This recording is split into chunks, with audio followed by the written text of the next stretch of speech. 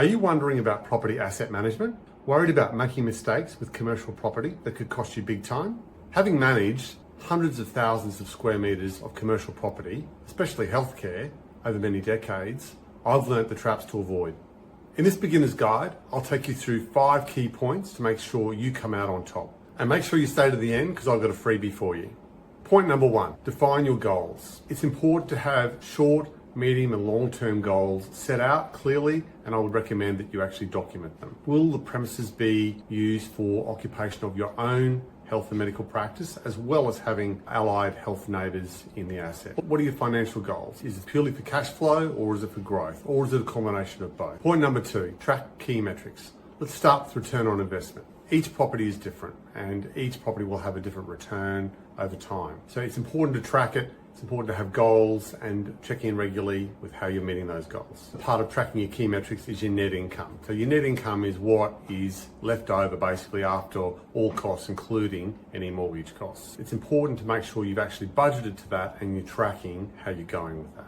Examples of costs that you've got for your asset include your normal, what I would call recoverable outgoings. It's the cost of running the asset. Now they're normally recoverable from all the tenants in the building. In addition to that, you've got your non-recoverable costs or CapEx that you would inject into the property over time. And this includes things such as upgrades to the asset. For example, you might put in a capital investment of, say, for example, solar on the roof that might not have been there when you built it. Another key metric is your loan to value ratio, or LVR as the acronym is used in the industry. That is the percentage that you have loaned against the actual market value of the property. It's a key financial metric that your financier will want you to keep on top of on a regular basis, ideally annually or quarterly. So why are key metrics important? Well, basically they're your financial snapshot. They're the numbers that you should be able to keep track of on a one-pager and allow you to sleep comfortably at night, knowing that all is in hand, all is on track, and you're meeting your budget.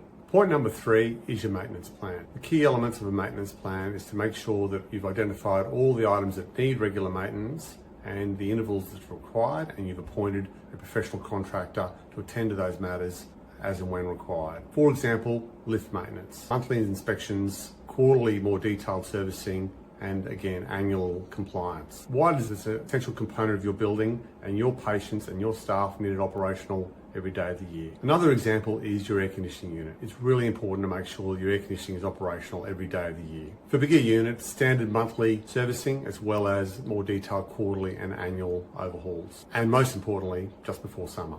Point number 4, screen your tenants. What are the key elements to having quality tenants? As the owner, how do you achieve that? Well, firstly, it's important to understand the tenant's business and how they're going to be profitable over the term of the lease to ensure they comply with the lease and pay you the rent that's due. For example, is there a market for their services in the catchment of that your building is located in? You may be wondering, how do you assess this? Well, firstly, the incoming party should provide you with a written summary as to why they're going to be successful in the market and in your building. Details on their proposed fit out, i.e. number of chairs, how many patients they believe they're going to be seeing per month or per annum, as well as what's their experience and their financial position in entering a business. Point number 5, adapt to trends.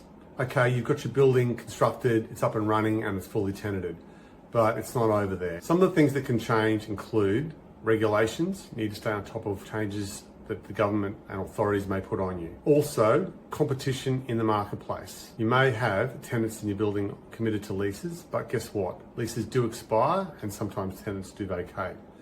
Other new buildings and other new developers may be looking to woo tenants out of your building into their new complexes. So it's important to stay on top of the competition and ensure that you can meet that threat. Another key item to keep on top of is interest rates. Their fluctuation, and work out with the financier, is it important for you to lock in a lower interest rate at the appropriate time. Let's recap those 5 points once again. Step number 1, define your goals. Step number 2, track your key metrics. Step 3, create a maintenance plan. Step 4, screen your tenants.